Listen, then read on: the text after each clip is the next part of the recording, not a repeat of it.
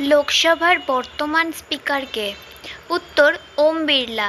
Next, আয়তনের দিক থেকে ভারতের সবচেয়ে ছোট রাজ্য কোনটি? উত্তর গোয়া। নেক্সট, ভারতের অ্যাটর্নি জেনারেল কে নিযুক্ত করেন?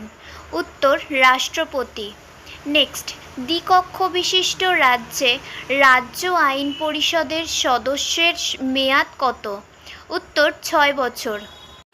নেক্সট, ভারতীয় রাজ্যের রাজ্যপাল হওয়ার জন্য সর্বনিম্ন বয়স কত?